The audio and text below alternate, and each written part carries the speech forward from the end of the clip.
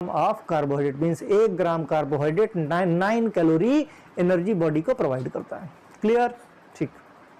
Next बात करें अगर हम तो माइक्रोन्यूट्रिएंट्स की। माइक्रोन्यूट्रिएंट्स मीन्स जो हमारी बॉडी को कम अमाउंट में जरूरत पड़ती है in comparison to macro. Their name indicate micro means small, micronutrients are the substance which people need in their diet only in small amount, बहुत कम अमाउंट में इसको लेकिन चाहिए सारे, क्योंकि इनके नंबर्स बहुत ज़्यादा हैं। ये हर रिएक्शन में, बॉडी के हर रिएक्शन में हेल्पफुल होते हैं। ठीक, एक तरह से कह लो तो कैटलिस्ट का काम करते हैं, होने वाली रिएक्शन को अच्छा और इम्प्रूव कर देते हैं। और अगर ये एब्सेंट है तो कई बार केसेस में रिएक्शन ही नहीं होती, इसीलिए ये बहुत जरूरी होते हैं। These includes the mineral and vitamins. Micronutrients मैंने पहले भी बताया क्या क्या है, vitamin and minerals, right. Although most food are mixture of nutrients, may of them contains a lot of one nutrients and little of other nutrients. बहुत सारे ऐसे फूड होते हैं जो मिनरल्स या विटामिन डेडिकेटेड होते हैं, उसको आप इनटेक करते हो। तो मान लिया जैसे कैरेट की बात की जाए, है ना, कैरेट मतलब गाजर की बात की।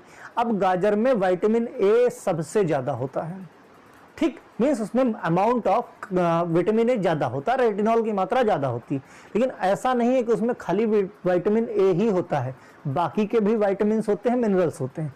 कहने का मतलब बहुत सारे ऐसे फूड हैं जिसमें एक कोई माइक्रोन्यूट्रिएंट्स ज़्यादा है और दूसरा थोड़ा सा कम है। ठीक, अब बात करें का है कि मैक्रोन्यूट्रिएंट्स और माइक्रोन्यूट्रिएंट वन बाय वन बात कर लेते हैं। मैक्रोन्यूट्रिएंट्स में सबसे पहले क्या आता है भाई, हम पढ़ते हैं कार्बोहाइड्रेट को, वो स्टेप बाय स्टेप कार्बोहाइड्रेट पढ़ेंगे, प्रोटीन पढ़ेंगे, फिर फैट एंड ऑयल्स पढ़ेंगे, तो ये मैक्रोन्यूट्रिएंट्स की कैटेगरी हो जाएगी।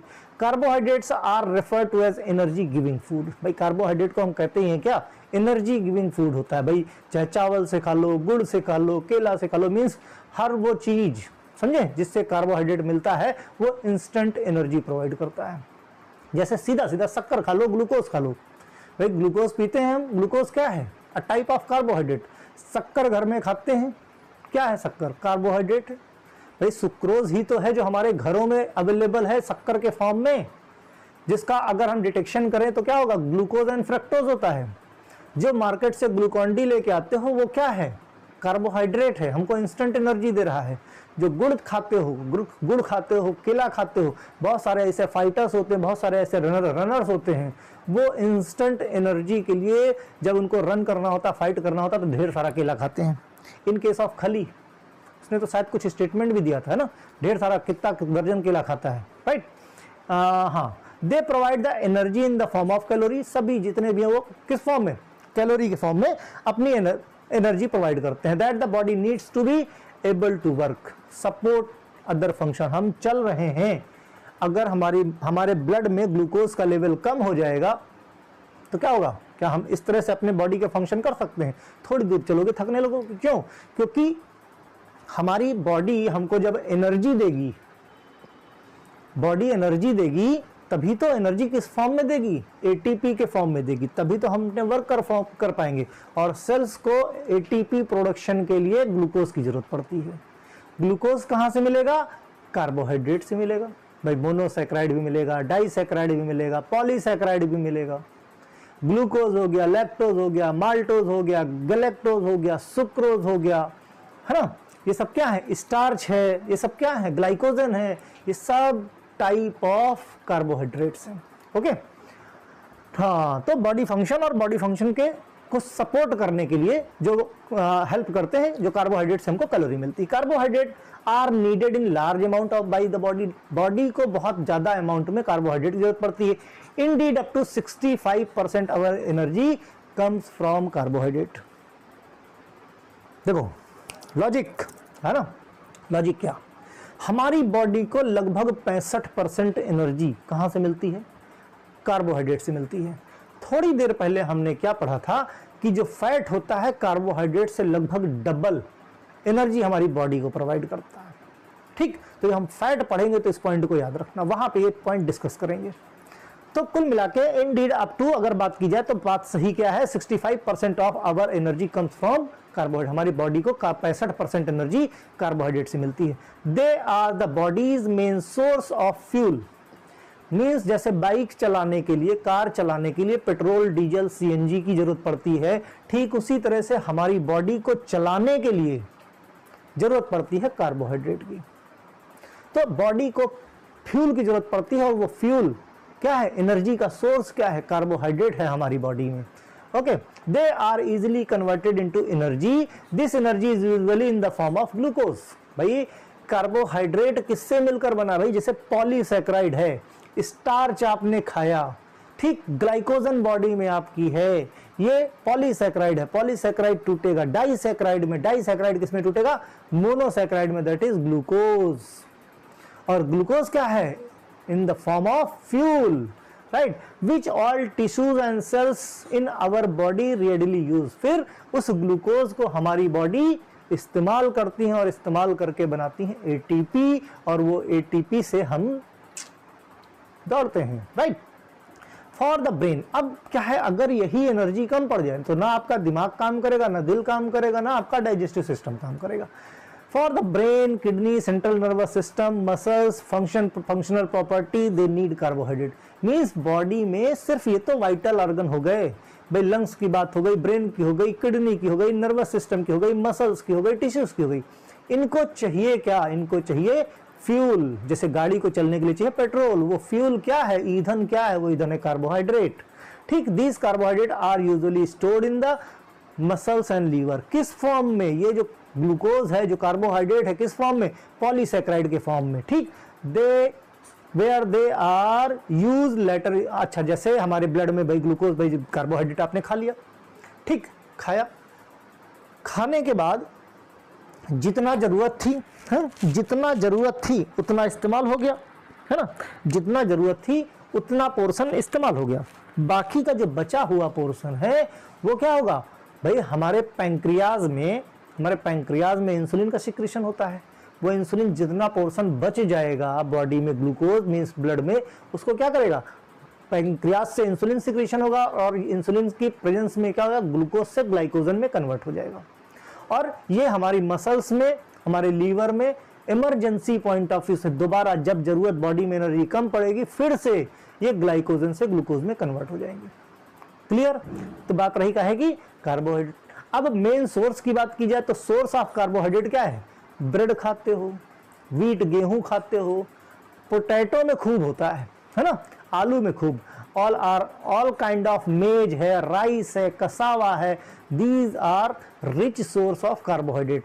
सीरो, पास्ता, मैक्रोनी, कोचो, बनाना, स्वीट, सुगर केन यानी गन्ना, स्वीट फ्रूट जितने हैं, जैसे स्वीट पोटैटो वगैरह हो गया है ना, या रसगुल्ला हो गया, लड्डू हो गया, हनी हो गया, है ना, ठीक, ये सब क्या है, रिच सोर्स हैं। अदर फूड्स और क्या, वेजिटेबल्स की बात करें, beans, nuts, seed contains carbohydrate but in lesser amount, ठीक। वेजिटेबल्स में क्या रहता है, थोड़ा सा कम कार्बोहाइड्रेट रहता है, लेकिन मिठाई में खूब कार्बोहाइड्रेट रहता है, खूब भरपूर मात्रा में, है ना। अब वेजिटेबल्स में पोटैटो, स्वीट पोटैटो में तो खूब जम के रहता है ना, वीट में रहता है, राइस में रहता है, ब्रेड में रहता है, मेज में रहता है, ठीक, पल्सेस में, इन सब चीजों में क्या है, खूब मात्रा में आपका क्या रहता है, रिच सोर्स। देखो फोटो भी लगी हुई है, कहे कि कार्बोहाइड्रेट रिच फूड्स कौन से होते हैं। इतनी बात क्लियर, ठीक है, ओके भाई। कार्बोहाइड्रेट की बात, अब बात करते कहे कि protein, very important. Protein constituent 20% of our body weight. हमारी बॉडी का जो वेट होता है उसमें 20% प्रोटीन का भी योगदान होता है, ठीक। Protein, they are made up of smaller unit of amino acid. छोटे छोटे अमीनो एसिड से पेप्टाइड चेन बनती है, और पेप्टाइड चेन्स क्या किसमें कन्वर्ट हो जाती है, अमीनो एसिड में। तो अमीनो एसिड को मींस अगर प्रोटीन को ब्रेक किया जाए तो ब्रेक करके अल्टीमेटली यूनिट क्या बनेगी, उसकी सबसे स्मॉलेस्ट यूनिट बनेगी अमीनो एसिड, राइट। यानी जब भी प्रोटीन हमारी बॉडी में जाएगा तो डाइजेशन किस फॉर्म में होगा, अमीनो एसिड के फॉर्म में। 24 amino acids are known to be needed our body, ठीक। हमारी बॉडी को जो 24 अमीनो एसिड तो बहुत हैं, जिसमें से 24 अमीनो एसिड हमारी बॉडी को जरूरत है, बॉडी को चाहिए ही चाहिए, ठीक। जिसमें 9 amino acid are of such type that they can not be synthesise in human body. 9 ऐसे अमीनो एसिड है, याद रहे पॉइंट, 9 ऐसे अमीनो एसिड है जो ह्यूमन बॉडी सिंथेसाइज नहीं कर पाती, और जो चीज हमारे लिए नहीं है, हमारे पास नहीं है, वो चीज हमें बहुत जरूरत है। Means that is 9 amino acids are called essential amino acid. क्यों? क्योंकि वो हम बना नहीं सकते। जो पैसा हमारी जेब में पड़ा वो इसेंशियल नहीं है, वो तो जब जरूरत होगी हम निकाल के दे देंगे। जरूरी क्या है, हमें मेहनत किसके लिए करनी, जो हमारे पास नहीं है उसको लाने के लिए। तो ये 9 अमीनो एसिड हमारी बॉडी नहीं सिंथेसाइज कर सकती, इसीलिए ये अमीनो एसिड इसेंशियल कैटेगरी में आते हैं। ठीक, they are example leucine, isoleucine, lysine, methionine, phenylalanine, threonine, valine, tryptophan and histidine. ये 9 अमीनो एसिड क्या है, इसेंशियल अमीनो एसिड हैं, जो बॉडी सिंथेसाइज नहीं, इनके लिए हम डिपेंडेंट हैं डाइटरी फूड पे। ठीक, मींस ऐसा फूड जो प्रोटीन रिच हो और जिसमें ये अमीनो एसिड अवेलेबल हो। Essential amino acid should be available in dietary protein. Other जो 24 में 9 इसेंशियल हो गए और जो बचे हुए 15 अमीनो एसिड है उसको हमारी बॉडी सिंथेसाइज कर लेती है। A protein is term as biologically complete. ठीक, it contains all essential amino acid. अगर जिस प्रोटीन में ये 24 है, 15 जो आपके नॉन इसेंशियल और जो 9 इसेंशियल है, टोटल 24 अमीनो एसिड प्रेजेंट हैं जिस प्रोटीन में, उस प्रोटीन को हम बायोलॉजिकली एक्टिव या बायोलॉजिकली कंप्लीट प्रोटीन बोलते हैं। तो कभी भी क्वेश्चन आए कि बायोलॉजिकली कंप्लीट प्रोटीन क्या होता है, तो उसमें आंसर क्या होगा, जिसमें 24 अमीनो एसिड, 9 इसेंशियल और 15 non essential amino acid available होते हैं। ठीक, व्हेन 1 और more essential amino acids are lacking, अगर एक या एक से ज्यादा अमीनो एसिड उसमें कम है तब protein are called biologically incomplete. 24 में अगर 23 अमीनो एसिड हैं तो उसको क्या बोलोगे, biologically incomplete. Okay, in general animal protein are known as biologically complete. इस तरह से अगर हम बोला जाए तो जैसे जो एनिमल प्रोटीन होते हैं, जो एनिमल से मीट वगैरह खा के जो, तो उसमें बोलते हैं, कहा जाता है कि उसको कंप्लीट प्रोटीन बोल सकते हो, बायोलॉजिकली कंप्लीट। ठीक, protein are needed by the body for following function. Protein की जरूरत हमारी बॉडी को कुछ फंक्शन, जैसे बॉडी बिल्डिंग की जरूरत पड़ती है, बॉडी में कहीं कुछ सेल्स डैमेज हो गई हैं तो उनके रिपेयरमेंट में जरूरत पड़ती है, सेल्स के मल्टीप्लिकेशन के लिए जरूरत पड़ती है, टिश्यूज के लिए ही, मीन सेल की जरूरत अल्टीमेटली, टिश्यू कहीं भी टिश्यू डैमेज हो गया तो उसमें रिपेयर के लिए प्रोटीन की जरूरत पड़ती है। सिंथेसिस ऑफ सब्सटेंस लाइक कैसे, जैसे अमीनो एसिड हो गया बॉडी के अंदर, है ना।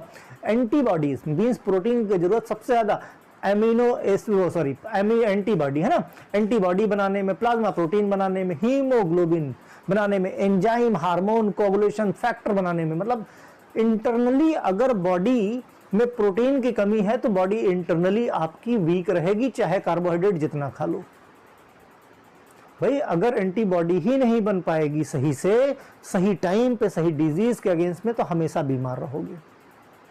प्लाज्मा प्रोटीन नहीं बन पाएगी, अगर हीमोग्लोबिन नहीं बन पाएगा, अगर हीमोग्लोबिन सही अमाउंट में नहीं है तो ब्लड आपका किसी काम का नहीं। बहुत सारे एंजाइम्स, बहुत सारे हार्मोन्स, बहुत सारे कोगुलेटिंग फैक्टर्स बहुत नीड होती है, इसीलिए ये सारे जो मैक्रो एलिमेंट है, मैक्रो न्यूट्रिएंट्स है, ये बहुत इंपॉर्टेंट है। They supply energy at the 4 kilo calorie per gram, पर कैलोरी 4 कैलोरी, राइट। 1 ग्राम में कितना मिलेगा, 1 ग्राम में मिलेगा 4 calorie.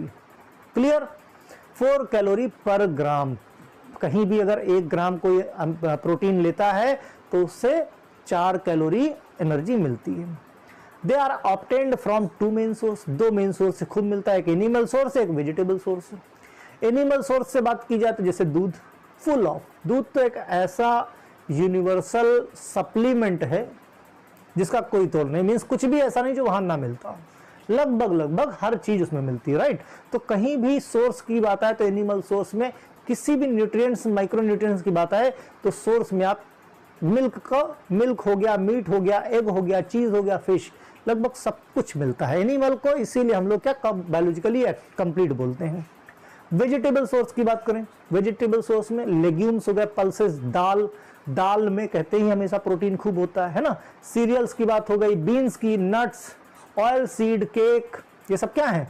Rich source of protein. तो दो सोर्स हो गए, एनिमल सोर्स और आपके वेजिटेबल सोर्सेस हो गए।